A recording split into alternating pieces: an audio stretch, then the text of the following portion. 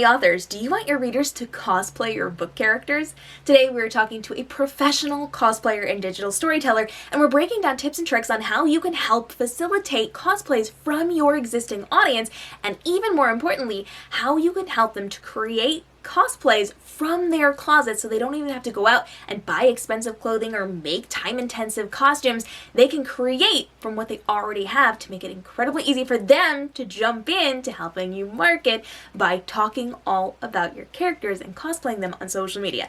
Let's jump in. Hey everyone, I'm Hatter. I'm the Dancing Hatter on TikTok, Instagram, Facebook, and I am a cosplayer, a digital storyteller, and I make wearable fairy wings for performers and small humans, if you are so inclined. So, And today we're going to be talking about how authors can get readers to cosplay their characters. So whether you are a book lover and you just want to embody your favorite book characters for your favorite authors, or if you're an author who wants to encourage those cosplays for your books, today we're going to be talking about how fans can be creating cosplays without a big wardrobe budget. In fact, we're actually going to make it incredibly simple by talking about closet cosplays. So what exactly is a closet cosplay? okay, so at its base form, closet cosplay is utilizing the accessories and clothing that you have in your closet or around your house for that matter. We'll talk about that in a minute, but around your house to create a look and a design with what you already have.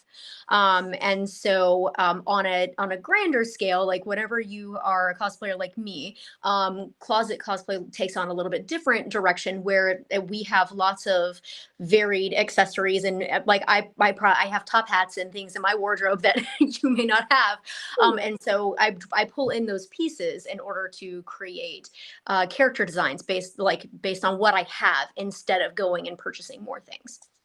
And when it comes to closet cosplays, is it something where you have to be incredibly specific, or can we kind of have some variation in it? Does it have to be the exact thing from the book, or can we more or less allude to it? So here's there are certain things that like need to be noticeable that especially if it's a character that other people are familiar with, you want it to embody that character. Because here's the thing is that if you do, like for example, Tinkerbell is on my page.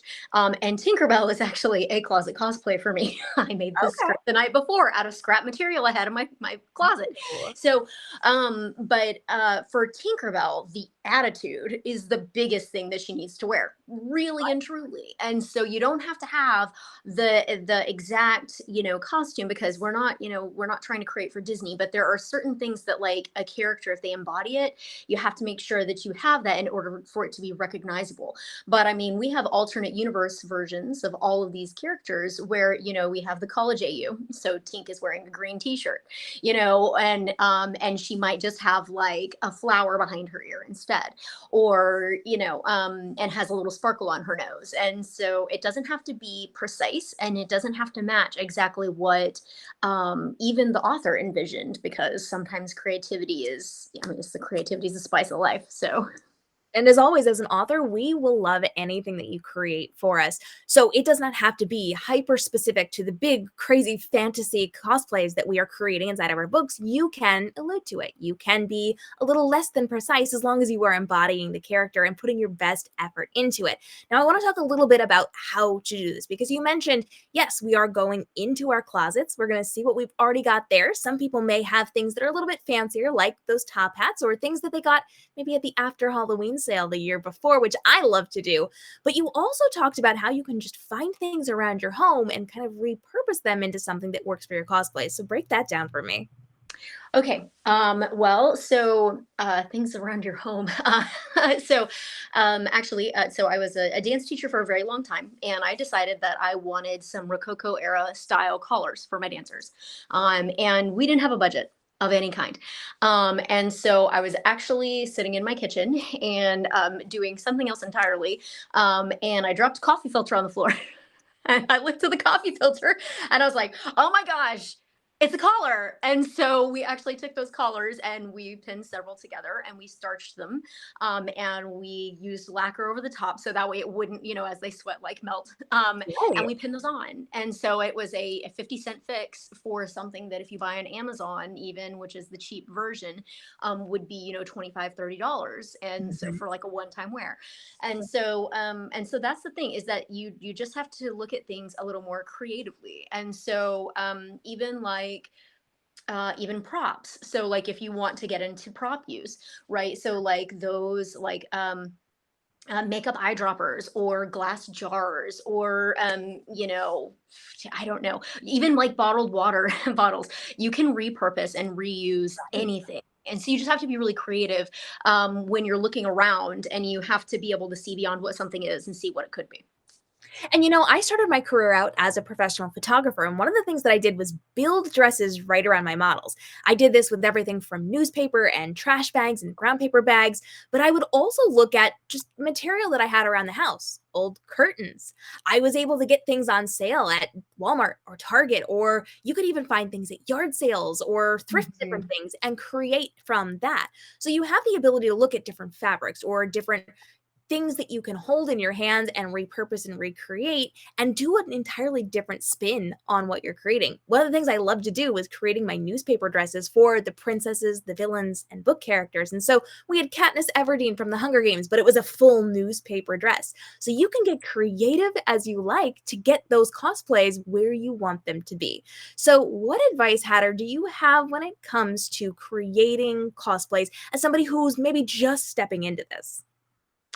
So first of all, know that where your cosplay starts is not where it's going to finish. So you need to look at it kind of like you do a piece of work when you write, where this is just the first iteration. And so, because if you think of where you want it to eventually go, that can be kind of daunting. And you're like, well, it's not going to be this, and that's okay. It's a growing, living, moving organism, and like what you have in your head may not actually be what you want it to be by the time you get done. And so, do little pieces at a time, and know that.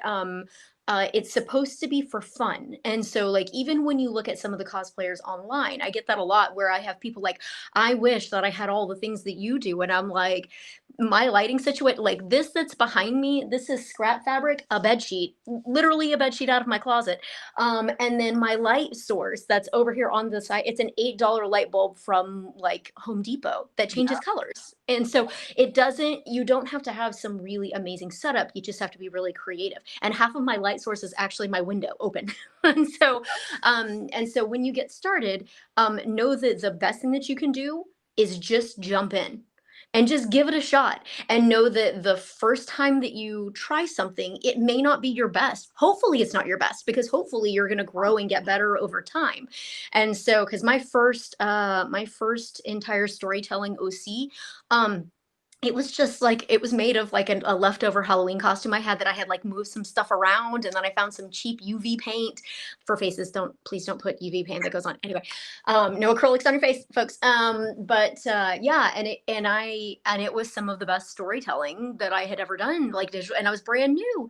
And so don't let it overwhelm you that you think everyone else has these big setups. No, your favorite creators are probably doing it in front of like in like a 2x2 space in front of their window with like stuff hanging over the top.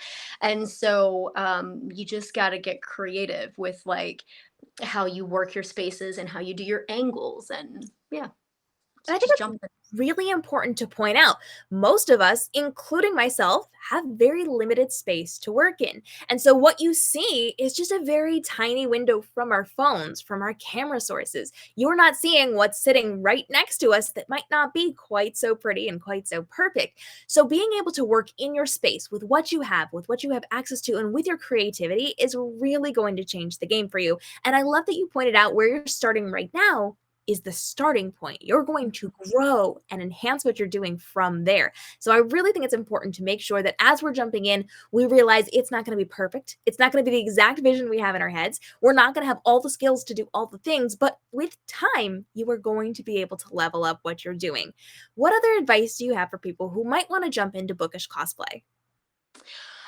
So what I would recommend is that make sure that if you're doing like I said, the thing about doing a cosplay that someone else is familiar with, especially in those novels, think of all the little bitty nuggets that make them your favorite, and make sure that no matter what else you do, that's in there. That is the real sell when you're doing character design and character imitation, for that matter. And so you want to think about, so it more comes down to like the acting instead of so much of the costume, because you can put on just about anything, but in order to like capture, you have to like wear them like a mantle. And so for various characters, you have to have a different idea going into it. And so like, if you're trying to capture Hook from Peter Pan. Sorry, you can see where my head is at because this is where we are right now. So, but if you're trying to do Hook from Peter Pan, you need to think about like his swagger and his sway, like all iterations of Hook, like that captured us, and that is going to be more important than anything you put on your body, right? So, and then you need to pay attention to where your camera is, right? So, like right now, this is the height that I have right now is something that I would film for like Tink. I am a smaller framed woman. And so whenever I do my fairies, I will intentionally make sure it's just a little higher. So that way it frames me and you see me as a smaller person, someone who will fit in your pocket. I need to be a pocket person. And so versus whenever I do any of my male characters, I have some people that are under the impression that I'm like 5'11". And I'm like, oh, no. And so like, but it's because when I film my male characters, I intentionally stand with my feet apart. So that way it widens my frame and it grounds me. And I will actually hold my shoulders differently. So I will actually roll them back and I will hold them more square. And then I will angle my chin down because it makes all of the angles on my face. So like, these are like little tips and tricks that can help you to become these characters even better, is like where your camera is and like how you hold yourself. So yeah. And experimenting with that is really going to help you to hone your skills and know how to project the character that you're trying to embody. So, when it comes to jumping into these bookish cosplays, what are some tips that you can give to authors to make sure we're helping our readers to understand who our characters are outside of writing our books? There are some things that I do that I can throw out there, but I want to hear from you first. So I know for most readers, I eat it up whenever a creator comes on and says, "So this is what I was thinking about." Like whenever someone tells me what a kinney is for one of their characters, and a kinney is like an adjacent, like I don't even know how to describe a kinney. So it's hmm. I have a fairy right now, and her Kinney is Luna Lovegood-esque. She's very she's a little detached when it comes to like social interactions. She's very flighty, and so like her Kinney is Luna Lovegood. So when I describe to people some of her mannerisms, like I will pick like an amalgamation of a couple of different characters so they can kind of get in their mind's eye. Oh, okay. So because when we write together, I like for them to know what they're looking at. Because sometimes through writing it doesn't come through. So for authors, those behind the scenes looks are like gold for cosplayers. Like if you can tell me that the way that you hear them in your head, like face claims, where you're like, I see them like this, I hear them like this, I imagine that they move like this. Those are all the little details that are running in the back of your mind when you're writing them on the page that you don't get to share in that like little snapshot Mhm. is gold, and it helps so incredibly much. And so because then we kind of know where, so that way if we're really trying to bring your vision to life, we know exactly what you were thinking. We have to know what's in your mind to put it on the page. We actually call those comp titles in the book world, where we find different Yes. books and movies and we compare our titles to them. So, authors, it's a really great way to be thinking about your characters' comp titles with other characters and really be able to flesh that out. Now, as an author, one of the things that I love to do is to actually have pages on my website where I fully detail what my characters are like. I have hair color and length, eye color, I have their wardrobe, I have examples, I have character art. I go through and list keywords that they say, family connections. I have as much detail as possible to make sure people who are creating artwork or cosplays understand how best to embody or create the characters that they want to represent. Do you feel like this is something that all authors should probably consider doing? I think that you would have more investment if you did, to be honest, because if you have somebody who falls in love with your book and they have to, it's also a way that you can, well, I mean, Patrick Roth is still waiting for that last book. So like, it's how, it'll tide your readers over, all those little nuggets. Like I know, that's one of the things that I feel like Sarah Moss has done a great job with Akatar, because every time like fan art comes out, the entire community goes, "Oh my god!" And so like I think that it would be incredibly beneficial, and it gets your readers even more invested and immersed. Any final thoughts on how we can best help the interaction between authors and readers when they are going to be stepping into this cosplay relationship? The more you engage and interact with your fan base, the better. And so, if you, even if you're like, hey, I'm looking to, I would love, like, I mean, you can even do like a contest. And you just send them a signed book, and so like come up, have a character and say, or say in general, like all of the Critical Role cosplayers have have really expanded that fan base, because here's what happens. You get a like a corner of TikTok to take on your characters. That is seen by other people in the algorithm. Somebody likes those characters. Like I am listening to Critical Role because I saw cosplayers do it and I was like, this character is amazing. These sound bites are amazing. What is this? And so so yeah, know that it becomes free engagement and advertising for you, because you may be reaching a whole different set of people who may not have been looking otherwise. That makes a lot of sense, and I really like that we have framed it as really good quality advertising for those books, so now's a great time, authors, to be paying attention to this. Hatter, this has been a fantastic conversation. Where can everybody find you on social media to see your cosplays and to learn more? So I am on my the Dancing Hatter is my handle on TikTok, Instagram, and Facebook. And then if you're interested in buying a pair of wings from me, it's Dancing Hatter. It's Dancing Hatter Designs on Etsy. Raise your hand in my comments below if you're excited about potentially getting characters cosplayed from your stories, and tell me which of your characters would you most like to see cosplayed, and let me know what they look like.